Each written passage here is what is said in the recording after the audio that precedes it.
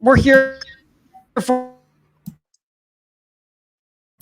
Hold up, Paulie. You got to do that again. You got to sort your Wi-Fi out. I'm freezing and I'm muting again. Like you just froze a bit. I saw it as soon as it started. I got the circles and everything, and I was like, crap. I just looked at you like my Wi-Fi is fine. I don't get it. All right, we're gonna start this again. Ready? 3, 2. See, I don't have the mute power. I can't mute you guys. But 3, 2, 1. Hello and welcome down here. Not the guy in the top left, but down at the bottom. It is the Elite Football Show Champions League special. The Champions League getting started, and we are starting a new Champions League show for that. And what a better way to start a show than on the first week and not have your actual cast. We had some scheduling conflicts, so Paulie, the American's going to step in. I am joined by my great UK friends, Hader and Joe, who will provide you with the actual analysis. And let's get to it. Premier League, Bundesliga, Serie A, we're all started, but now it's time for everybody to join in and face each other and possibly spread COVID around Europe more than we've already been doing. How are we excited to see this? Look, I am. Well, firstly, it's nice to not be sitting and doing the hosting duty, so I can relax a little bit and just chime in when I need to. But no, look, this is a brand new Champions League show, which we'll be doing for every single Champions League game. So it's great fun. I'm really excited for Champions League because, for me, it is the pinnacle. I find myself toing and froing from whether I want us to win the league first or the Champions League, but the Champions League still is the competition you want to be in, obviously, with everyone else. But I do share your concerns about COVID. I just think it's crazy, but money talks, doesn't it? And they can't afford financially to cut another season short. So I'm buzzing for it. United are backing it. And I'm not one of those that's particularly giving United a lot of hope in it, to be honest. Shocker. Joe? I mean, I can't probably spread more optimism on United than Hader has there. But to be fair, again, I'm looking forward to it. I think, obviously, from a footballing perspective, it'll be nice to see some of the different teams around Europe going up against each other rather than the run-of-the-mill league games that we've been seeing recently. I actually liked the way the Champions League ended last season with the tournament phase that they did. And I think that's something they may have considered again. I think if we hadn't got a Euros coming up next summer, I think that worked really nicely. But I think, I'm going to choose to be positive and hope that, like you said, mate, COVID doesn't spread all through Europe with this going on. But it will be interesting to see. And again, if the COVID levels get higher as the season goes on, whether, they will have to look to restructure the tournament again like they did last year. Do we have fans for this tournament, or are fans allowed, or does it vary by country? It may vary through country. I know obviously in the Bundesliga they've been having fans in stadium, haven't they? So I don't know whether if an English team visits a Bundesliga team, whether they'll be allowed to take fans. I just think it's going to be really tricky for fans though, because there's going to be quarantine rules. People are going to have to think about work, obviously, before you could probably go over for the day and watch a game and come back the same night. But now, you just take the day off work, but now you're looking at a 14-day period when you come back from certain places. So is it worth the risk for a lot of fans? Yeah, I would expect, if we are allowed to have fans at all, I would not expect any visiting fans. I would think UEFA would put a rule in that would basically blanket the competition. That's either, that since it's the smart thing would be no fans. Like in the United States, we have, everybody, it varies by state. So it's stupid because, you could get an advantage there. I would think UEFA, or I would hope UEFA would put out a blanket thing, but I guess we'll find out tomorrow. Let's get to it though. Let's look at the groups. We'll start with Group D I'm just kidding. We'll start with Group A because that would make sense. Bayern Munich, Atletico Madrid, Red Bull Salzburg, Lokomotiv Moscow. You've got to think the two favorites here are Bayern Munich and Atletico Madrid because of where they come from and the name power. Hader, do the other two teams have any sort of shot? Salzburg are an interesting one. I think that obviously they're part of the whole Red Bull franchise, and Marco Rose, who I'm a massive fan of, and we'll talk about Gladbach later because I do want to go into them a little bit. But Salzburg play some fantastic football. We'll talk about Gladbach in Group B, which is where they are. And I didn't even know that. See, Paulie, you're doing the hosting duties fantastically well. It Right won't be long if he keeps going with the order that he's going in, mate. Group B won't be far away. I'm not very good at my ABCs. No, but I think, look, you can't really look past Bayern Munich as a favourites. I think this year is a very, very different year for the Champions League. I think last season we got to take into account the fact that there were one-legged knockout draws. That made a massive difference. If you think about it, the sides that weren't necessarily fancied can be anyone really, can't they, in a one-off game? So I think it's very different. Real Madrid and Barcelona, I know Joe's got some stuff on that, but they've definitely sunk their lowest status in decades, I think. I don't see them amongst the favourites. And when I talk about the favourites, I talk about the top three. And Bayern Munich are the favourite for me. And then you've got Liverpool, and I'd add City into there. And then you've got a second bracket of PSG, Juventus, Atletico, Dortmund, possibly Leipzig, possibly United or Chelsea if they can get their act together.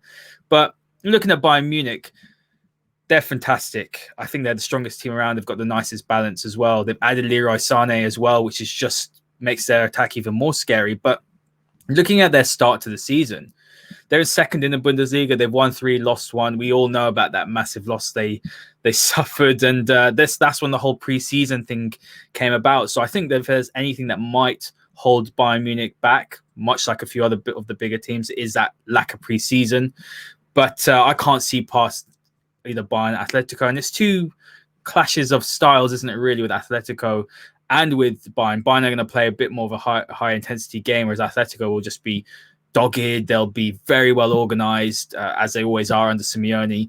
Simeone's fantastic. I wouldn't like him anyway near United, just because of the fact that football wouldn't be accepted by the fans. But yeah, I can't say anything beyond Bayern and Atletico, but I do think Salzburg will be an interesting and exciting team to watch this year.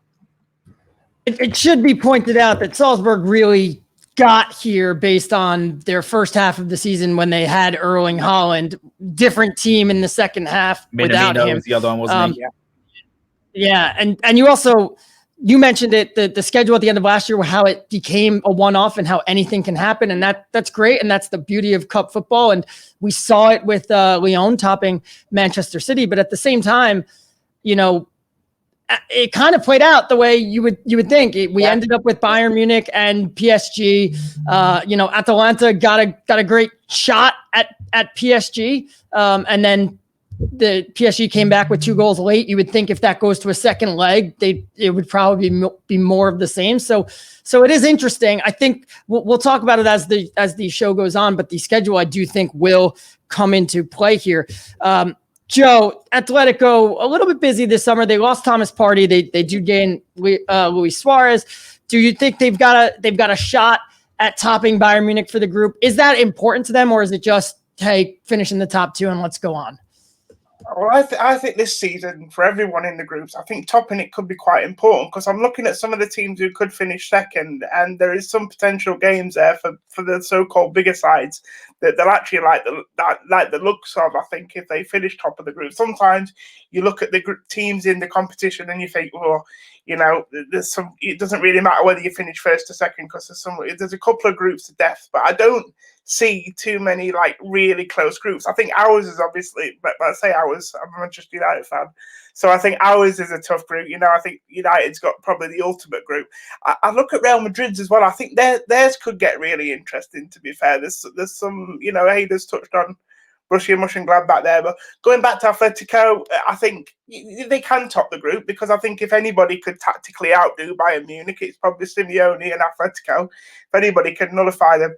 The only thing I'll say about Atletico, though, is I think you've touched on it there. They've lost Thomas Partey, but aside from that, over the last 2 or 3 seasons, they've lost the likes of Griezmann. They've lost the likes of Lucas Hernandez, Rodri, and I think they're a team very much in transition. And at the moment, they've got a few players in there that are trying to learn the Simeone way. I think João Felix is a player that they're going to need a lot more from this season in the Champions League and in the league. And I think he'll be helped, hopefully, with the introduction of Luis Suarez. I think he could help João Felix move on this summer. But yeah, to answer your question, I don't think they'll top Bayern Munich, but I do think they'll finish second comfortably. I think Salzburg, I don't know what talent they're producing at the moment, but we've said, obviously, they've sold Haaland in the last year. They've sold Minamino to Liverpool, and also they had another player called Wang, I think, as well, who was another South Korean who I think went to Leipzig. Is that right? So I mean, obviously, we might see him in the Champions League against us. So yeah, I don't think Salzburg will be the force that they will. They might take a cheeky couple of points off of Bayern or Atletico, but I still think in the end they'll be the top two, and I think Bayern will top that group. Yeah, I don't have doubts about Diego Simeone being able to go into Bayern Munich and top them there. The question is, can he do it against Red Bull Salzburg, Locomotive, teams that, where they would want Atletico to have more of the ball. You mentioned Real Madrid, so let's move on to Group B. Real Madrid, Shakhtar Donetsk getting into pot 2. That probably excited them, that you could avoid some of the big boys until they draw some of the bigger names from pots C and D, Inter Milan and Borussia Mönchengladbach. Hader, you mentioned something about Mönchengladbach before. Are these two teams big names, or are they just the big name, or can they back it up and actually become a force in this, or are we just saying, I think they're good because they have the name recognition amongst even the average European fan? Yeah. Oh, sorry, Aidan, you go, mate. That's all right. Yeah, no, look, Real Madrid are Real Madrid. You cannot, sort of, I guess, sideline them or rule them out. They are, look at their record in the past decade. I mean, they've won multiple, 4, I think it was, wasn't it? So you can't really rule them out. But I just feel like looking at the way that they're playing, just look at their start to the season again. You can't really judge it, small sample size, but they've played 5, won 3, lost 1, drawn 1. They've only scored 6 goals in 5 games. So for me, that suggests that there's a firepower problem. I think anyone could have said that. They didn't add to their squad as well. I believe they didn't buy anyone for the first time in, I can't remember how many years it was. It's quite a considerable mark. We know about their financial problems. So I feel like while you look around Europe and you look at the likes of Liverpool have strengthened, let's just talk about the Premier League, Chelsea, even United, City, they've all gone and strengthened. So I do really think that there's a very big worry that they might have just stood still, but you can't rule them out. And when I look at them, the other side, they don't have to worry about that right now. They just have to worry about Shakhtar, Inter, and Borussia Mönchengladbach. Yeah, exactly. I think, look, Inter Milan, who I thought were going to go into the season as a very, very good side. I mean, you just look at the way that they finished it as well. Antonio Conte, we all know that he's got, I guess, an obsession with old Premier League players, but he's someone who he's got a fantastic system. I've always been a fan of him. That that sort of 3-5-2. He's not getting enough out of Eriksen though, and that's a big problem. He's fallen out with Eriksen, so there's a creativity thing. Romelu Lukaku will score goals. They've kept hold of Lautaro Martinez. If you said to me at the beginning of the season, before what the games I have seen, because I've watched Inter quite a few times, who'd finished top, I would have told you Inter. And they haven't played necessarily very well, but I still think Inter and Real are going to top it. But when you look at Gladbach, I think poor start to season, only won 1 game out of 4, but the way they play is something which can trouble both Real Madrid and Inter. When I say that, Marco Rose played under Klopp at Mainz, so there's a lot of resemblance there. High intensity attacking play, sort of focus on verticality, pressing aggressively without the ball, all things which I think could trouble any top side. So when I'm going into it, it's a difficult group, definitely for sure. Anyone can beat anyone, but you can't really look past Real Madrid. Inter Milan, for me, I would have had them as dark horses. I'm a little bit unsure because I just think Conte is going to have another meltdown. We know with Antonio Conte, he nearly left anyway. Allegri was lined up. Doesn't get his way, things will be difficult. So it's a very interesting, intriguing group. I will go with the sort of big guns and say, yeah, Real Madrid and Inter will go through. Joe, what about you? Do you think this one, the favorites just go through, or is this one more of the wide open groups? Yeah, you know what? I think this is the biggest unknown group for me. And if I was to pick out a shock team not to make it through the group stages, I could see it coming in this group. I could see Real Madrid. I'm going to put it out there. I could see Real Madrid not getting out of this group. And the reason I say that is just because there's a lot of unknowns here, I feel, and there's a bit of unpredictability.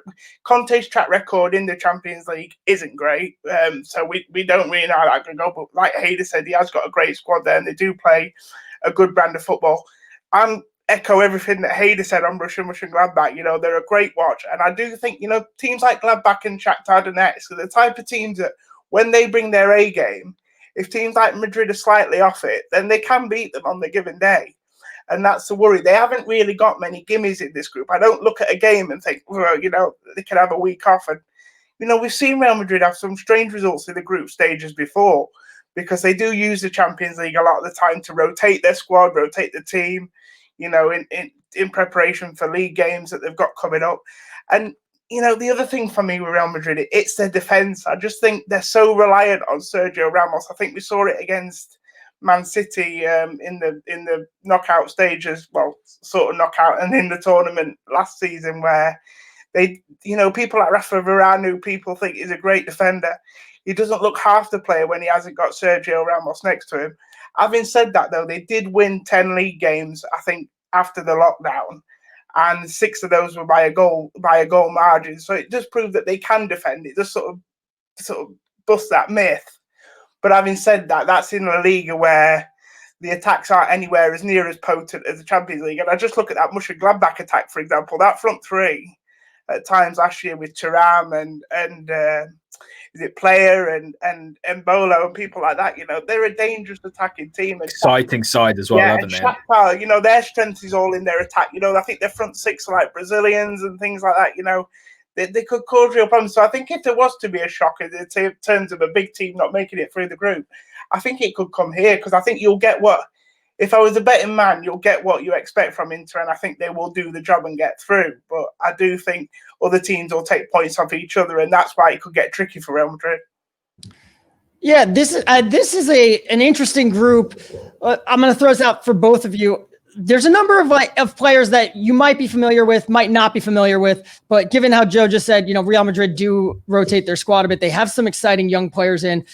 Borussia Mönchengladbach have some young players. Give me the player to watch that, when I'm looking and I'm saying, I don't really care about Shakhtar Donetsk or something. What's my reason for tuning into this game? Because it's the early game, and who am I watching for? Well, for me, I got to say 2 players from Gladbach. Dennis Zakaria, who I really, really want at United. I think he's a beautiful player. He's kind of a mix between, I don't want to hybrid the players, but he can do the defensive side. But he's a fantastic passer of the ball. And I just feel like he'll be on the big stage against Real Madrid, against Inter. If he performs, a lot of big teams around Europe will be looking at him next summer. So he's one of them. And as Joe already mentioned, Thuram is a very exciting player. He's someone who is very raw still, but look, again, on the bigger stage, you can really show. But I think Inter as well, for me, I'm really excited to see Barella play again. Barella is a fantastic player. I think when you're looking at that midfield, you've got Brozovic, Barella, they've got both just bought Vidal. Somehow he's always ending up at another massive club. Not that he's not a good player, but he's ancient now, isn't he? So I really do like the look of Barella. So they were probably 3 players I'd choose. With Real, I mean, I'm looking forward to seeing Hazard play. I want to see him hit a bit of form. I'd like to see if he lost some weight. Yeah, it's such a shame to look over at Eden Hazard, and we know what he's done in the Premier League. He has been one of the most exciting players to ever grace the Premier League. We have to admit that, and he just hasn't quite hit it at Chelsea. I kind of predicted this, and I just think if Pogba was going to go as well, similar things would happen to him. Joe, you have anything to add there? No, I think Hayden's spot on. The only thing that's worrying from Real Madrid's point of view is, and look, me and Hayden, we're not football experts. Well, we like to think we're football experts, but I don't know whether you think we are or not. I'll leave that for everyone else to decide. But Hayden thinks they've got a worry in attack. I think they've got a worry in defence. So, I mean... So there we go. Something's got to give. That's really worrying in that case, if you know what I mean. And I think maybe they're worrying full stop because they're not as strong as they have been in the past decade. Yeah, and that's why, I would have my concerns. But having said that, Zinedine Zidane's the manager. He knows his way to this tournament. He's plotted his way through it 3 times already. Or did he? Or was that Ronaldo? Not quite sure. But, they've won this tournament 3 times. They know exactly what they're doing. Yeah. But I just think, in terms of players to watch, again, it's difficult. I mean, the Shakhtar, to be fair, I think they've got 6 Brazilians. I can't quite remember the names. I mean, maybe that's the reason that we should be watching Shakhtar, is because they are better than we think they are. Very exciting going forward, if you know what I mean. And I think it's teams that will get at Real Madrid that will cause them problems, if you know what I'm saying. I think teams that go for them. And I think Shakhtar need to be brave in this group, because I think if they are, they could be well rewarded. Yeah. I think Real Madrid will sleepwalk through this. Shakhtar could be a little, they kind of slipped up last year. I'm not that high on Inter Milan. I know they've got players. I know they've got a great manager, but they were in a group with a not so great Barcelona team last year and a not great Borussia Dortmund, and they should have done better and they didn't. Maybe they've learned from that, maybe not. I wouldn't be shocked to see them not go through. And yeah, when it comes to players, Dennis Zakaria was like at the top of my list for who I wanted United to sign this summer. I said that United should have gone after Timo Werner, and people were actually up in my mentions being like, but they have Martial. And it's like, okay, like first, that's dumb. But Marcus Thuram, very much at the top of my list, but I was like, well, we have Martial and Rashford, like that would be a little bit of overkill. Rory and Pellistri now, and yeah, maybe like, we'll go back like to Sanchez. Thuram himself is more of like that left-sided forward, whereas Werner can play as a striker. I think Thuram is more in the Rashford Martial mold, but he is a very exciting player. Group C, Porto, Manchester City, Olympiacos, Marseille. This, of course, happened because of the little-known rule that UEFA passed back in 2017 that says that Manchester City have to get the easiest draw in every competition, no matter what. Doesn't make sense, does it? I mean, look, sort of breaking it down, City are going to sweep that easy. If Pep doesn't tinker, Pep's been tinkering a lot over the last few years. I was listening to a few podcasts today. He doesn't tinker until like the knockouts. Later on, yeah, absolutely. But looking sort of at City, I mean, they are going to get better with their fitness, like a lot of teams that are not fit, United being one of them. But looking at Marseille, they've had serious financial problems, which need to be taken into account. I believe Talvin's now gone, so he was a very good player for them. But again, Porto, Telles is gone now. Porto have started the season well. So have Marseille, to be fair. They're both high up in their leagues, respective leagues. Midtjylland, we know because obviously, can't say I'm an expert, but we know that obviously that's where Marcus Rashford. Let's stay in the group. Stay in the group. Exactly. But, sorry, wrong one. Why did I say Midtjylland? I don't know. No, my concern with like teams like Olympiacos and Marseille is that a lot of times when you get teams like this, it's because they've developed and cultivated a lot of young talent, and then they finally got into those heights, and then those players leave, and now they're in the Champions League. Yeah. And like we said, Salzburg are the classic example of that. I'm like you, Ada. I think it's really nice to see Marseille making a comeback, and they're one of them clubs that, being a kid in the 90s and growing up during our generation, they were a team that were there and thereabouts, and they've created some great players, and they've won the Champions League in that time as well. I think definitely won a European competition.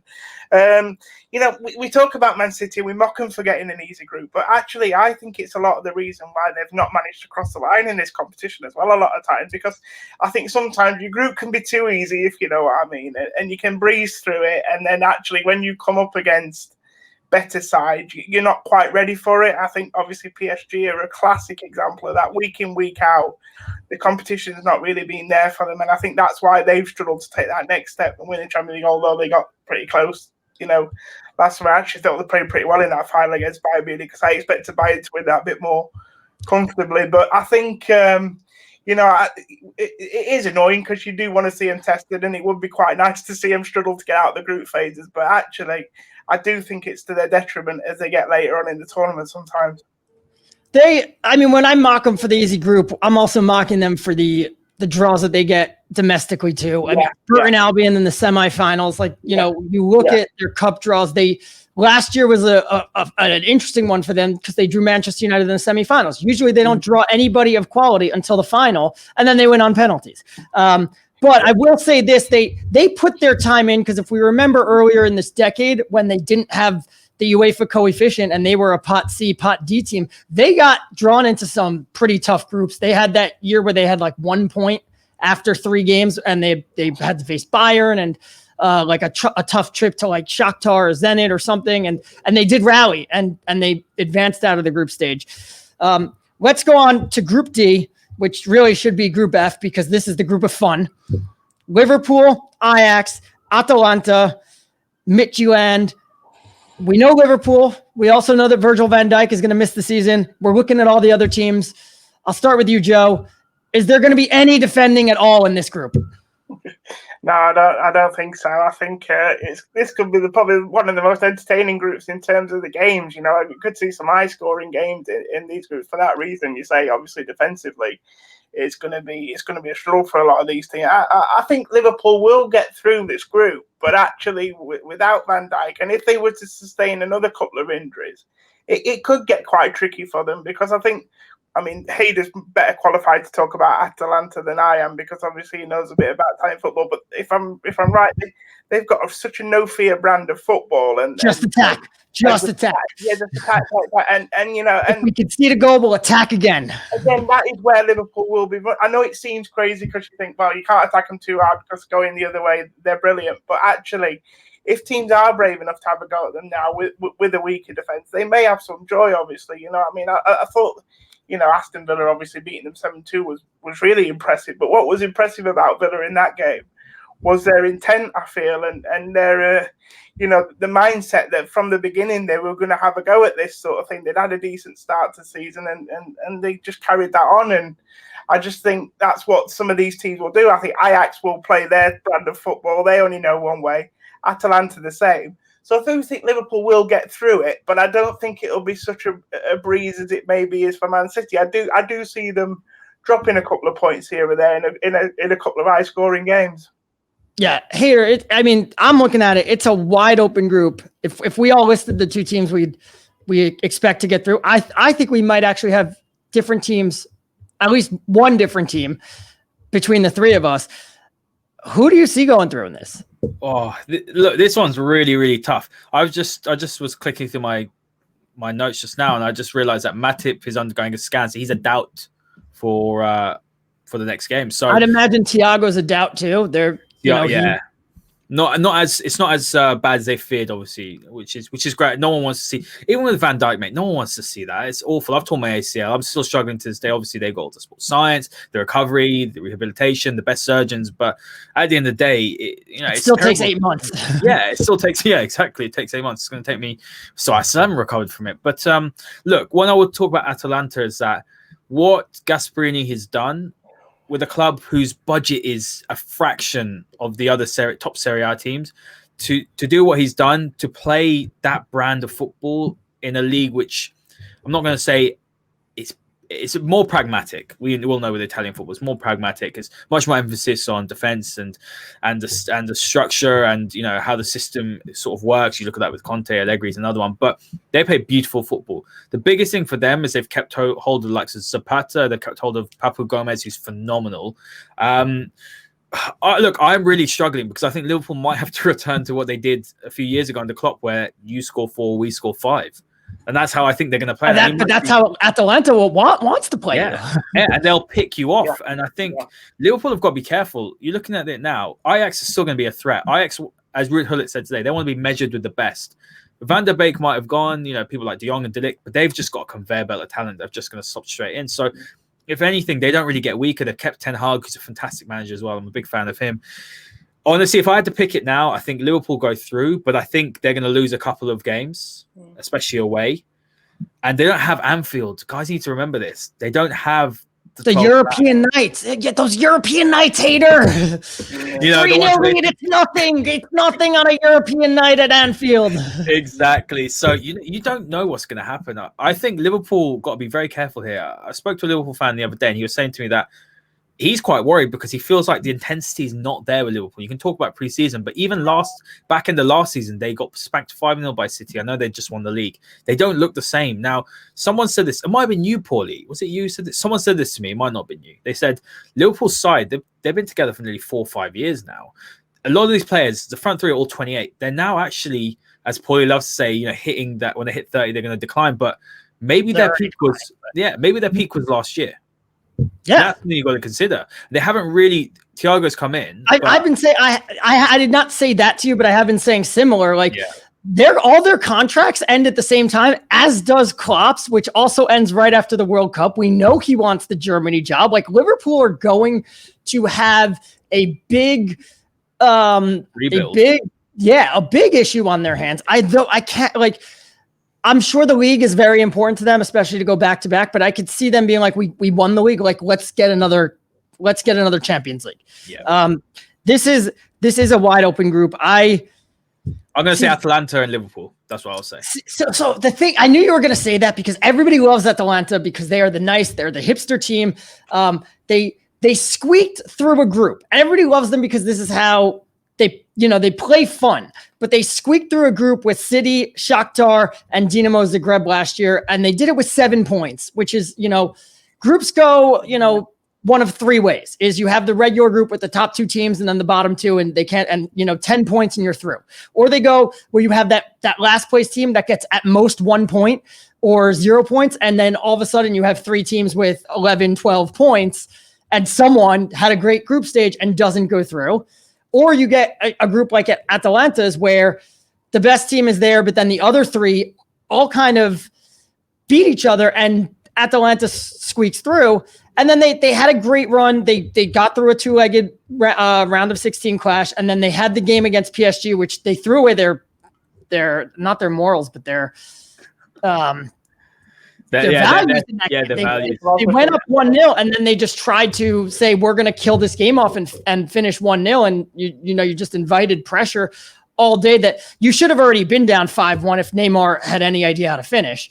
And they're having a great season in Serie A again this year.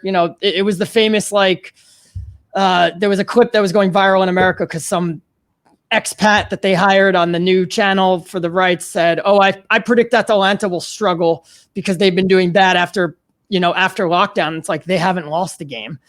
But I think they're the hipster pick. Ajax, they struggle. Like they just got over the line in qualifying. I know they're a factory of talent, but that talent, it still needs a year or so to cultivate. You can't, that run to the semifinals kind of came out of nowhere. You can't expect, that's not the level that they are. That's not the quality that they are. So sure, they can go through. They're pot 2 because of their past success. They're the Europa League final, going to the semifinals. That's going to very much help them out. I want you to pay attention to Midtjylland, though. Midtjylland's it's a familiar name for any Manchester United fan. Tell me why. They are like a new, they're basically like the Oakland Athletics in terms of the Moneyball approach, like Brentford and some other clubs. They are very into analytics. So they do things, they really achieve beyond their budget. They are very sharp defensively. They pay so much attention to set pieces because they're just like, there's a huge advantage here. And if we could be good here, we can overachieve with that. And that's their bread and butter. It was a few years ago. They were basically scoring 3 goals in every 4 games on set pieces. That's an incredible run because the attention to detail and the coaching that they have, that I think if you get, their best shot right now is basically for Liverpool to roll over everybody else and then just beat the other 2. But if you get Atalanta and Ajax slipping up a bit, they can squeak through. Look at Liverpool. Obviously, they conceded from a corner with Michael Keane. Van Dijk was off the field at that stage, so there is definitely a weakness there. Which off a corner, Ajax as well. They don't have commanding players. They like to play the ball on the floor. Atalanta are the same. So if that's a weapon, I didn't know that. That's very interesting. But Michael Cox did point out though that Van Dijk the week before that was defending at the far post and wouldn't have even been in the area that Michael Keane was in because everybody was like, well, if Van Dijk was on the field, but people were saying it as if if you give Pickford a red card, then Van Dijk would have magically been able to be fine. It's the injury only happened because it's all right, get out of here with that. Can I just say though, Paul, before we move on, I do think it's not quite right to obviously maybe discount Atalanta for the way that they qualify, because I just think, that's their first experience of Champions League, isn't it? Certainly since obviously the Champions League, it became the Champions League. And I just think sometimes you look at that, you said the group last year, they had Shakhtar in there and Dinamo Zagreb was the other team. I mean, even those 2 teams, I know they're not great, but they've got Champions League experience to be fair to them. Let me be clear. You do have to factor that in as well. I know 7 points is quite a low tally. I will give you that. In fact, that's got to be one of the lowest, I would imagine, off the top of my head. But I do think, you can't. But I think what they did after that sort of made up for it, because the teams that they beat and the way that they gave PSG a run for their money sort of eclipsed all that. But But this group could be another low-scoring group. Again, like you say, I could just see teams taking points off each other throughout this. Yeah, let me just be clear. I'm not discounting them because of the way that they qualified. I am more discounting them because they're everybody's favorite team now, that everybody's picking them. And I once read someone wrote something here in the United States, this is like years ago, but basically if the public were good at picking things, then bookies wouldn't be driving around in expensive cars and everything. So when the public is always on something, you should be like, maybe. They ride on the hype, don't they, and the emotion. And like, Atalanta, they could learn from that loss against PSG and come back better, or it could have been this was our peak, and we're just not at that level yet, and we got lucky and we got a good run and we took advantage of it, and we took advantage and got luck, and that's where we went. I mean, I picked Michelin to go through, and watch, they're going to be the team that gets 1 point. So Group E, Sevilla, Chelsea, Krasnodar, and Rennes. Do we think that the Hungarians or the French can get through here? Hader, I'll start with you. Probably not. I mean, look, Sevilla were fantastic last year. Lopetegui's really got a tune out of them. I think they were one of those sides which I thought they're a funny side. They don't quite make it in the Champions League, and then they go to Europa League and they go and win it. Rennes have just lost their keeper to Chelsea, but they've actually. I spoke to a French journalist. Apparently, the keeper that Chelsea should have gone for was actually the second keeper because he's better than the first keeper, apparently. But classic Chelsea, as it usually works. But look, what I will say is with Chelsea, people had them tipped as dark horses because they had such a big financial outlay in the summer. I would say that attacking-wise, Chelsea look good, but we know the problems in defence. Can't really look past Sevilla and Chelsea, to be honest with you. But I think Rennes might surprise a few. I froze again. No, I think I would. Sevilla, I think got really lucky with this draw. They just, to me, they're like I know it's stupid to base it off 6 years, but they're just the team that they basically created if you win the Europa League, you go to the Champions League rule for Sevilla to stop winning the Europa League. And they just kept finishing third and going right back down. But they are the team that's just in between the Europa League and the Champions League. But they luckily got a group that they should be able to navigate. How do you feel about that, Joe? Yeah, I'm with you. I think, this is a group that's pretty cut and dry for me. I'm like Hader. I was really impressed with them in the Europa League. I think they fully deserved to win it, actually. I mean, probably one of their worst games was against us. I thought we outplayed them in the semi-final. That's probably the only game they could look at. I think, well, we're maybe a bit lucky to get past that. But once the rounds before that, the way that they dealt with the tricky Wolves side, the way that I think they went behind in the final, didn't they, against Inter Milan, and they showed a lot of spirit to come back there. But we've been here, like you say, with Sevilla before. They win the Europa League, and then they get to the Champions League, and you don't really see them kick on, if you know what I mean. And it's strange because the tournament format's very similar now since the Europa League changed its format, so it's a strange one that. And the other thing for me as well is. I know a couple of their centre-backs, they've managed to keep them in place this summer, but they have been linked with moves potentially in January now. You think United might be looking for a centre-back. Yeah, we're interested in Koundé, aren't we? Yeah, Koundé, obviously, is it Diaz is the other one, or not Diaz? Diego Carlos, I think is the other centre-back. He's been linked with moves. Liverpool will probably be looking for a centre-back now in January. And I think even if they do get through this group like they should, it'll be key then, but in that January window, whether they can keep hold of those players when they come back for the knockout phase. But I do like the brand of football that they play under Lopetegui. It's high energy, it's attacking, it's attractive on the eye. I like his use of the fullbacks. He's converted Navas to a fullback, and he's done that really well. Obviously, Reguilon was brilliant there last year for them. But the only thing I do find is that they're actually behind. The only thing I do find surprising is behind Chelsea in the betting actually. To finish top of this group. Chelsea are actually the favourites to win this group. And I actually think that they're much better coached than what Chelsea are. I think they're much better drilled. I think maybe not individually on squads that they're better, but I just think that stands for nothing if they're not coached well. And I actually see Sevilla winning this group above Chelsea. I think they'll I think they'll win the game in Sevilla against Chelsea, and I wouldn't be surprised if they won at Stamford Bridge. Well, but if they don't win at Stamford Bridge, I think they'll get a point, and then they'll do what they need to do in the other games.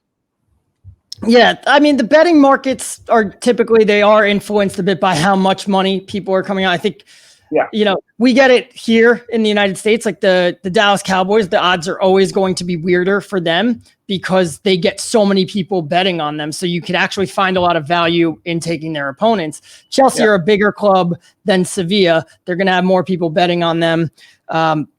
Especially, Chelsea were in the Champions League last year. Sevilla got here by winning the Europa League. But I'm going to ask you a question.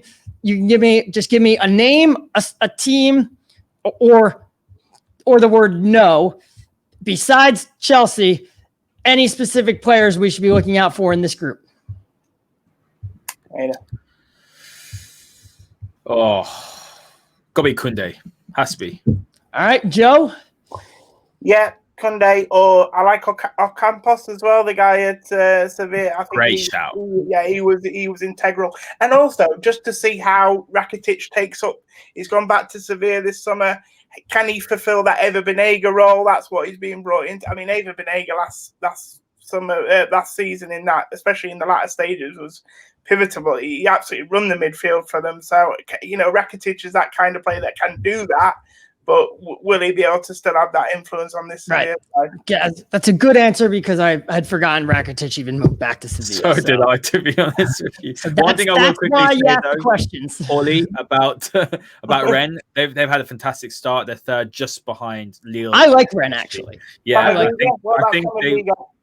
I think they'll surprise a few. That's what I think they can go very far in the Europa League. Camavinga, I mean, Hader, you probably know more. Yeah, Camavinga is absolutely phenomenal. But he's obviously going to be one to watch. I know he's been attracting interest from all over Europe as well. So how have we forgot him? Well, he puts you on the spot and you forget. Yeah. Andreas Pereira is in this group. No, that's the next. Oh, no, he's in the next group. No, I've got ahead of myself. Group F for WTF, because WTF is this group. Zenit St. Petersburg, Borussia Dortmund, Lazio, and Club Bruges. Somebody tell me that Lazio are fun to watch. I just have this thing that, like, Italian teams, besides Atalanta, like, Italian teams are just boring. I've got a really good friend of mine who's a big Lazio fan. I'll tell you, he'll be fun to watch.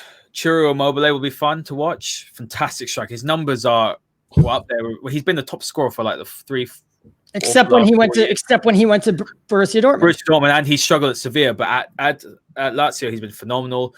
They've managed to retain him. Luis Alberto is a very, very nice player to watch as well. Very creative. And they brought in, obviously, Pereira. And look, Pereira, I'm happy for him. He's going to go and play outside of the pressure and the microscope of Man United and United fans. He's just a bench player. We all know that. But the one is Sergej Milinkovic-Savic. I think he's the one who I'm so excited to see. Had that fantastic season, was valued at 100 million. I think United probably would have looked at him if Pogba had gone. Had a bit of a down season the season after, and he's starting to pick up his form again. Very good on the ball. Very technically gifted. He's got a strong physique as well, so he can take the sort of, the physicality of it. Good passer of the ball. He's playing a bit deeper, so you might not see his attacking, I guess, influence as much. But what I will say is I don't think Lazio are going to be particularly entertaining. I think they'll be functional. Simone Inzaghi has done a good job there. But looking at that group as well, who else have we got in that group? We've got Zenit, Lazio, Borussia Dortmund, and Bruges. Zenit's an interesting one because they've got a young Colombian player called Willem Barrios, who's very, very, very talented. I mean, we spoke with Simon Edwards, didn't we, Joe? And he mentioned him all the way back at the beginning of the summer. Everton looked at him a year before. He's someone to look out for. And of course, they've got the man, the myth, the legend himself, the best defender that's ever walked the earth, Dejan Lovren now. So I think good. So I think that's a 3-pointer to whoever they play. But quickly on Zenit that we need to take into account. The Russian league started earlier, so they played 11 matches already in their league. Now that's going to count when it comes to match fitness. And when you look at the likes of German sides, they played 4 games. Dortmund, I do not want to watch Dortmund play. I do not want to see them play because of Jadon Sancho. I just don't want anything. I've got a little secret for you. They're still fun to watch. Yeah. I know they're fun. They're fantastic. And for me, still they're one fun of to watch. the dark Jadon horses. Sancho, turns out he's still pretty good at this whole football thing. Yeah, he's not bad, is he? It's surprising. Some silly club tried to spend 120 million on him, but they didn't have the money. I can't remember what they're called, but maybe we'll talk about them later. Asked for 120 million, and nobody actually tried to spend it. Yeah, that's true. But what I will say on Dortmund is that they're building a very exciting side, and the fact they've retained Sancho is huge. Yeah. I've always said they're my dark horses, and every year I say that, they let me down because they always choke at the moment, the big moments. But I think you might see something a bit different. Gio Reyna, obviously, you're a massive fan of him, Paulie. I think I'm excited to see him play this year. Dortmund are my dark horses. I'll say it now straight away. I think they can beat a lot of good teams. It's that consistency piece and doing it when it matters. But Dortmund will go through, and I'm going to say Zenit. Yeah, Dortmund, I think they go through easily. Zenit, they're that Pot A team that shouldn't really be in Pot A, and next year they won't be. Bruges is the team that they kind of made some headlines last year when they caught Real Madrid at the exact right time and got a 2-2 draw at the Bernabeu. And hysterical United fans decided when they came down to the Europa League, we're like, hey, don't overestimate this team. They got a draw at the Bernabeu, and they got a draw against United's B squad in Bruges, only to get wallygapped over at Old Trafford. Do we see that, Joe? Do we see this? Do we see this as being a straightforward group, or do we see Lazio and Bruges making things interesting? Well, yeah. I mean, obviously, Zenit will go in as one of the favourites to win the group because they're a pot 8 team, but I don't really see it like that. I think, obviously, like Hayder said, they'll have the advantage of they've played more games probably. But I would still like to think a club like Lazio's got enough to see off of Zenit if pound for pound. But, the standings and the rankings are what they are, so we have to take it as that. But, yeah, I think Dortmund will they'll be fine. I think the reason you were saying they let you down, Hayder, I just think they're one of those teams or clubs that they're always just a couple of injuries away from a problem, if you know what I mean. They've always got a fantastic 11 for me, but sometimes they struggle, if one or two players get injured, like back in the day, if they'd have been without Lewandowski or up front in that central, like even now, if they haven't got Haaland, if Haaland gets injured, who plays backup striker? I'm not sure if they signed someone over the summer. Marco Reus will do it. It's basically Marco Reus, where they have like a false nine. Or Thorgan Hazard's the other one that they can. He's not reliable when it comes to fitness either. He's had his injury problems as well. So what a player though. Yeah, like for 3 games until he's got the same joints as Eric Bailly. Great player. I mean, that's the thing. I mean, I'm with you. I actually, until this summer, I had a soft spot for Dortmund, but I'm just Dortmund out, to be honest. I just think all the stuff with Sancho, and even back to January, and all the stuff with Haaland, and even missing out on Bellingham. I think Bellingham is going to be an absolute star. And obviously, I hope we get them and we spank them. Yeah, I really hope that. I would love to see 2 legs against Dortmund. I think it'd be a nice game. I think the way both teams would want to play, I think it'd make. Imagine if United drew them like in the round of 16, and we had to hear 4 months of fans on Twitter being like Lindelof and Haaland, like Lindelof trying to control kill me now. All right, Group G. So a lot of storylines in Group G. I'm not sure why. We've got Juventus, we've got Barcelona. It's Messi versus Ronaldo, even though they're both like 40, and we're acting like we didn't get to see them play 8 times a year against each other when they were actually, I mean, they're still very good, but like when they were gods. But now we get to see them when they're 40, along with like the rest of their pretty geriatric teams. And then Dinamo Kiev and Ferencváros. I've never heard of it. Yeah, they're there so that, for the other 4 times, Juventus and Barcelona have someone that they can stomp. Let me ask you this. Do you think? Don't worry, I'm fluent in Hungarian, mate. It's Ferencváros. There you go, mate. I'm fluent in Hungarian. Do we think that Juventus and Barcelona are going to take 12 points out of their other 4 games, or are these teams going to surprise them? Maybe not because they're so good, but because I think Barcelona and Juventus aren't as great as they probably should be. Let's start with you, Joe. Yeah, well, that's the thing. Barcelona, for me, this campaign are a real interesting just an interesting club. You can never ever rule them out. One, because it's Barcelona. Two, because their history in this tournament. But they just look like they're Three, because they've got Messi. Yeah, that's really the reason. But aside from that, they just look in turmoil, don't they, off the pitch? We've seen it all summer. Everything just says that, look, this could be a disaster for them. And even this group, they could find a way of making it difficult. But actually, if you look at the start of this season, in Koeman, they've actually found a little bit of organisation on the pitch. Their performances have been too bad, to be fair, that although I think they've got a similar record to Real Madrid, they've probably done it in a better way than Real Madrid have so far this season, certainly scoring more goals. And when you think that at the moment they're starting games with Lionel Messi, Ansu Fati, who I think, and I will touch on it in a minute, I think will be crucial this season. As good as obviously we know Lionel Messi and all the other players, I think Fati will be a crucial player for them this campaign. I don't know why I'm smirking that. And then you've obviously got. It sounds like you're insulting someone. It sounds like you're talking about Luke Shaw. And then you've got Griezmann and you've got Philippe Coutinho. They're all starting. He's playing them four in his team this year. And you know, when you say those names, you think to yourself, well, they're capable. But we know Philippe Coutinho struggled in the Barca shirt. We know Griezmann struggled in the Barca shirt. Messi, we still don't know what we're going to get this season because is his head in it now? Is it not? But Ansu Fati, he's really interesting. He's made his international debut during these last couple of international breaks. He's scored. He's made goals. I think he's already got 3 goals in La Liga this season as well for Barca. I just think he's going to be a little bit unknown for a lot of teams. I think he may be an avenue that they can exploit and things like that. And I think he'll be crucial because we all know about Messi's excellence and we know about Griezmann, but you know, teams do know how to play against these players a little bit now, whereas I think that's not such the case with Fati. So it'll be interesting to see. I honestly don't know, but I think I do fancy Juventus to top this group. I think they might have the better of Barcelona and they'll finish top in Barca. I mean, Hader, you got Juventus, you have Barcelona, 2 historically very good teams. It's all the team and everything.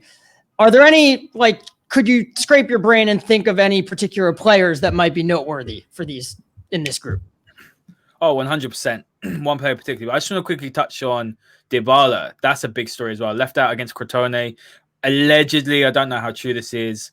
He had a bust up with Paratici in the tunnel. I don't understand what Juve's sort of stance is with Dybala. We've seen it for the past 2 years. Obviously, he broke our hearts by not joining United because of the image rights things. Doesn't want to leave, but for some reason, I think he's a wonderful player. I'd swap Pogba for him tomorrow. He had a fantastic year last year, though. Yeah, he really did. That was one of Sarri's best things he did. He really struggled under Allegri, but he had one. Well, he won the player of the year for Juve as well. I believe he won the MVP as well for Serie A. A bit of a funny one because Immobile and both Ronaldo scored a bucket load of goals. But the player for me is definitely Dejan Kulusevski. What an absolutely brilliant player. Now, Juve have been playing 3 at the back quite a lot, so he's operated sometimes as a left or right winger, more on the right, but he's very much in the mold of Paul Pogba, and I think he will be playing sort of attacking midfield. I know Pogba doesn't play that enough. He's a wonderful player. He, again, from the fabled Atalanta Academy, and that's what gives me hope for Diallo when he joins United, is that the Academy is they produce fantastic players. Went to Parma on loan, had a great half of the season, came back to Atalanta, and Juve went and spent the 40 million euros, very similar to United in terms of with Diallo. And he's a player definitely to watch out for. He's tall, he's very good on the ball, he's very much in the Pogba mold. You could even argue similar to Savic, Milinkovic Savic.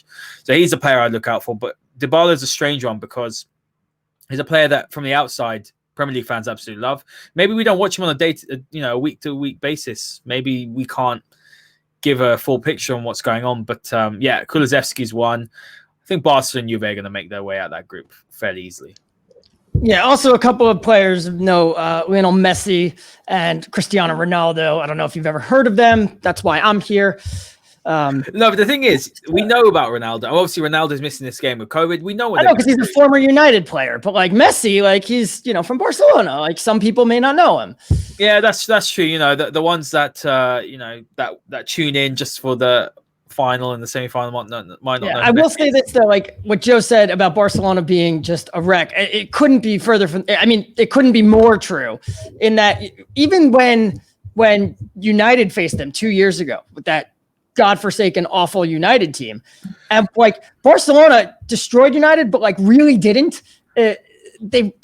Those fixtures were closer than they should have been. And that was why I like when I flattered them, didn't it? That 3-0 and when they drew Liverpool, and my friend who's a Liverpool fan said, "Oh crap, like I wouldn't want Barcelona." I was like, "Dude, this is a Tony Pulis side who they're Tony Pulis 4-4-2 team plus Messi, and they just rely on Messi to just bail them out of everything. The same way that United fans say Sir Alex Ferguson papered over the cracks of the Glazers. That is what Messi has been doing at Barcelona for the last 5 years, and when I know, like, in hindsight, everybody made a huge deal about Liverpool winning 4-0 in that second leg. But don't forget, after the first leg, everybody was kind of like 3-0 really flattered Barcelona. Like, Liverpool were the better side, and it was just Messi doing Messi things to make it 3-0. Joe, you wanted to say something. Yeah, just to play host quickly, and a quick question for you two, really. I mean, we've talked about Messi, Ronaldo. He's gone to Juventus. They've not got the Champions League under their belt. Now, I think he was bought to be that piece to get them over the line. I think, ironically, when he was at Real Madrid, he used to be the thorn in the side of Juve, obviously in finals and semi-finals, scoring goal. If he doesn't get a Champions League at Juventus, has that signing been a failure? Just a quick question to both of you. Or for Juventus, yes. We Serie A anyway, don't we? So 100%. Like, well, you got to look at it. I spoke to a big Juve journalist beginning of the summer, and Juventus have stepped away. This is the problem. What they did so successfully, one, they were fantastic at picking up those free transfers. You look at Pirlo was a very key one, obviously. They've done it with Ramsey. Ramsey's starting to play a lot of football as well. He's one to watch out for if he can keep fit. But the second thing as well is that they've stepped away. They've gone for the Galactico signing. Signing Ronaldo was purely to put them on the level as a super club with the likes of United, Barcelona, Real Madrid. And that's what they've done. They've stepped away from it. And I actually think that signing Ronaldo, we know he's incredible, but actually he's gone against everything they've done fantastically well over the past, 10 years, 15 years since Calciopoli, obviously when they got relegated. So, yeah, I think they have to win the Champions League. I'm not sure trying to ship out Dybala for Ronaldo is the right thing. I would have got rid of him in the summer, swapped him with PSG for Icardi or someone like that. Right. I mean, at the end of the day, they win Serie A every year. You signed him. Why else did you sign him? You don't need him to win Serie A. You want him to win the Champions League. It's the same thing with PSG. Like, why sign Neymar and Mbappe? You don't need them to win League One. You're signing to win the Champions League. If he doesn't deliver that for you, now that's not entirely his fault, but from the club's perspective, that's a failure.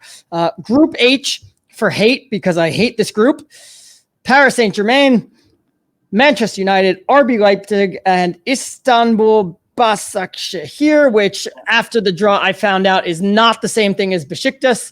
So different club. This is a good side that we're facing with a lot of ex-Premier League players. I'm fluent in Turkish. There's a lot of still cashing checks players over on this team in Istanbul. Joe, we'll start with you. What do you make of this group? Who do you see coming out of it? It's literally the group of death, isn't it? This is the one for me out. It should be Group D for death. You know what I mean? It is for me. It's the toughest group. Not necessarily the standard of clubs that are in it, but just so many clubs for me that are on a level, if you know what I mean. And by that I mean, obviously, probably being a bit unfair to PSG. Obviously, finalists last year.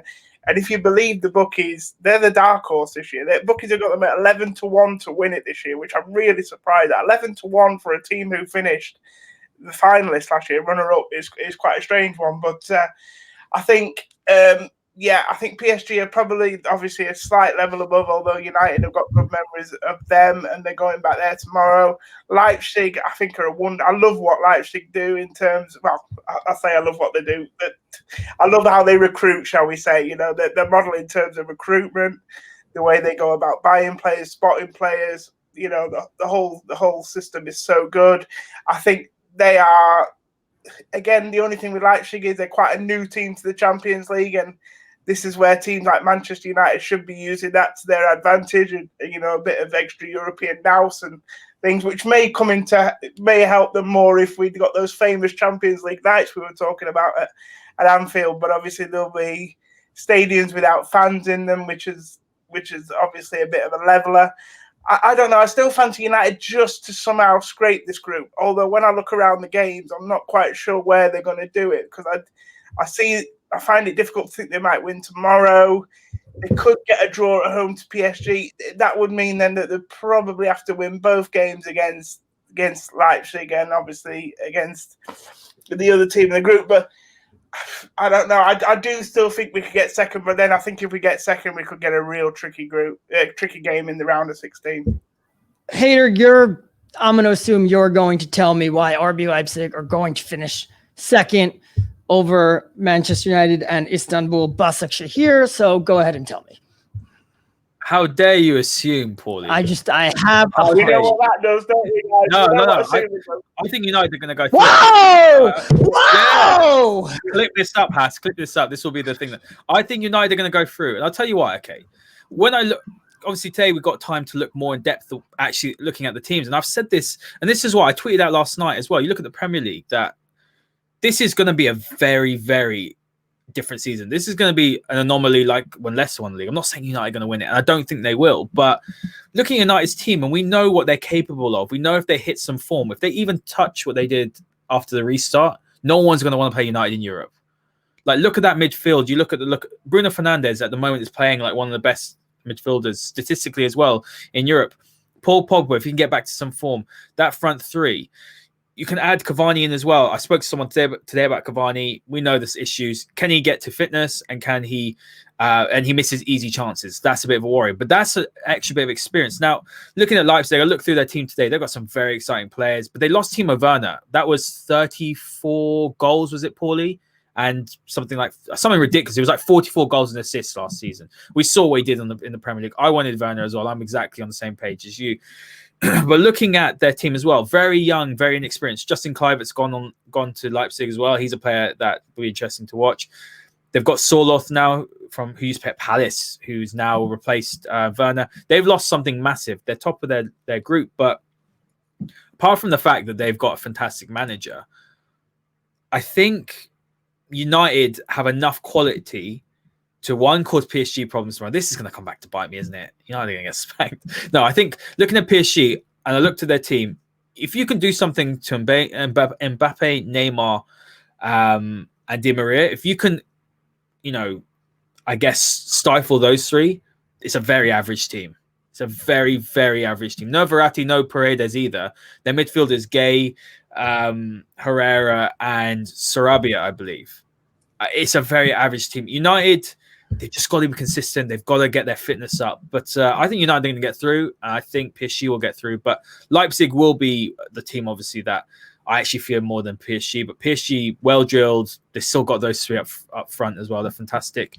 So, yeah, surprisingly. I'm so annoyed because I figured you were going to come and tell me about Leipzig. And I did so much. Like, here's why I'm not buying into Leipzig just yet. Let's start. I will say about Leipzig, are the top of the Bundesliga. Yeah, they are the top. But we've seen they've beaten crap. The only team that they faced is Bayer Leverkusen. They did not beat them. Two of the teams that they have faced are the 17th and 18th team. They create very good chances, but not a lot of them. So, okay. But like, what happens when you face a team like United, who are very good defensively and don't give you good and don't let you create good chances? They're also a team that last season they finished top of their group, a group of Lyon, Benfica, and Zenit. There's no known powerhouses in there. They topped the group with 11 points. It was one of those groups where just all four teams just kept beating each other. But also Nagelsmann got it seriously wrong against PSG in the semis. Yeah, Seriously wrong. And I still think Nagelsmann's going to be the best manager of the next generation. He's still very, very young. But what I noticed is that I feel like there is an element of tactical naivety. He's very much, as we were talking off air, he's very much right. These are my values. This is my philosophy. This is how I'm going to play. Now, I do think something we did say about Oli is that, yes, okay, perhaps he doesn't cause teams enough problems to say, all right, we're going to go and play like this. The big teams. But I think actually Oli works better when he goes, right, okay, they're going to have the ball, right? We're going to just, you know what I mean? We're going to soak you up. This is how we're going to stop. Yeah, this is how we're not going to do what you want to do. And I mean, yeah, going back to last year, just their group, they topped a group that was very, very even. A lot of those goals coming from Timo Werner. The last two games when they needed to get results, a 2-2 draw at home to Benfica because of a 90th minute penalty and a 96th minute equalizer. Then the following week, a 2-2 draw against Lyon. Both goals coming on penalties. Like, again, teams create their own luck, but they took advantage of their luck. Are they at that level? It's something that I think we forget sometimes is like the Premier League is still a better league than most of the leagues. And like the 6th best team in the Premier League is still better than the 4th and sometimes even 3rd best team in the other good leagues. And certainly as you get to smaller leagues, then better than the top. Are people, guys, I'm going to ask this to both of you. Are people sleeping on United a little bit? I know the fan base think, look, I tweeted today, the thing that frustrates me the most, guys, is that it's so wide open this year. Apart from Bayern Munich could clear. If Liverpool hadn't had Van Dijk out, then yeah, they were 100% favourites for me, and I was worried they're going to win it again. City, if Pep doesn't tinker in the latter stages, they get a few more key players back. Obviously, De Bruyne and a few others. De Bruyne's only out for 3 weeks, I think. And they hit some form. They're one of the favourites. But all the other teams are rebuilding. United had a big opportunity. Bring in Sancho, Upamecano, who we're going to see, who's a fantastic player. Yeah, that is something. I mean, people are sleeping on them because also, like, you don't need to go to Paris and win. You can go a 0-0, a 1-1. That's a great result. And look at the team that Ollie put out there the last time where they got a 3-1 win. And like, let's not pretend that there wasn't a huge amount of luck in there. I mean, Lukaku scored because of 2 terrible errors, and then they get the luckiest penalty in the world. But, you know, a 1-1, like, you could do that. And I think the group comes down to Istanbul, Başakşehir. Like, they need them to win some games. But no fans, guys, remember, in Turkey is horrible to go to away. We all know this. And the other thing I'll say as well, just quickly, what you're saying there, Hayden, about it being wide open, and I've always felt this about the Champions League, regardless of who's in it and the situation. It's the draw. It's the draw. I think you can win if you can get very lucky with the draw, and I think if a draw works in your favour, you can go a lot further than what you're expected to or what you think you can do. And sometimes the draw can be so kind, like you said with Man City earlier, in terms of getting teams like Burton Albion in semi-finals. It's a sure way to the final, and when it's a final, it's a one-off game, and then anyone could beat anybody. Just want to touch on PSG quickly and just say, though, because I did do a little bit of research on them, I think they bought pretty well this summer. They've not had a typical PSG window, but they have got Icardi in on a permanent deal. I think he's such a good player. I think he gives a bit of a focal point to that attack, gives them something a bit different if they want a plan B. They brought Rafinha in from Barcelona on, I think, for something like €3 million, which is not going to be. They are a very shrewd team. Yeah, so, like, fun fact over the last up their squad, and also they brought in Moise Kean as well. Let's not forget Moise Kean. On loan at Juventus was tearing it up. He then went to Everton. It hasn't hasn't worked out for him, but he's obviously come to PSG now. New surrounding, new players. He's not going to start, but he's going to be getting that true promoting role coming off the bench. He could be very dangerous as well with a fresh start. Yeah. So fun fact is that over the last 4 years, United have a net spend that's higher than PSG's, and they bought Neymar and Mbappe in that time. But something that Hader just touched on. So last question I'm going to ask you, because Hader mentioned that it's going to be wide open, and it's going to be even more wide open because of the schedule this year. It used to, the Champions League used to be like a season. You played every other week, but only twice a month. That if you have a star player goes down and misses 3 weeks, he might only miss 1 game. Now we're playing 3 weeks, international break, 3 weeks. If you have a guy who picks up a knock and misses 2.5 weeks, he can miss 3 games. So that's going to create, maybe that works in the big team's favor. Maybe it works against them, So I think it'll be completely wide open. Like we're already seeing Liverpool, City, Bayern Munich struggling domestically. Give me one team from Pot A or Pot B, the big names, one team that you think is not going through, and one of these small teams that you think they are going to go through. Start with you, Hader. Don't need the explanation. Just give me the teams. One team that one of the big names, like, the favorites of the group. So like Pot A, Pot B, that we think they're not going to go through because randomness is going to happen, because even in a not crazy season, randomness always happens. And then one of the teams, one of those dark horses that nobody's thinking of from Pot C and D. So like, obviously mine is Midtjylland, that we think is going to go through. Oh, okay. So I think Inter are not going to go through. That's the one I think. No explanation, and I think I've got to pin my master to Gladbach. Gladbach are going to go through. Same group. All right, Joe. I think the easy cop out here would be say Zenit won't get through. They're the pot A team that I think are debatable, but that's too easy to say Zenit. The easy cop out Hater took when he said Inter.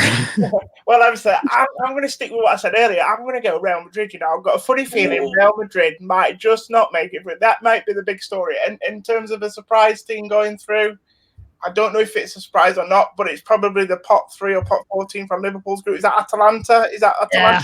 Yeah, and the pot 4 team will probably go at the expense of Ajax or something like that. So that's what I'm going for. Guys, if Michelin go through, Paulie will never shut up about it.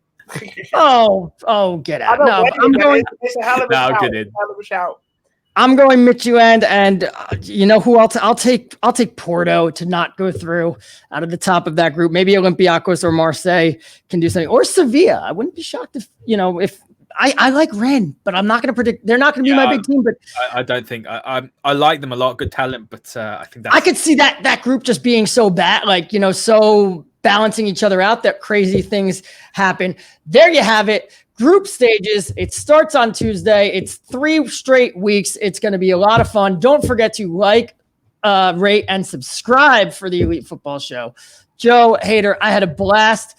I'm ready for Elite European football. Let's start watching it.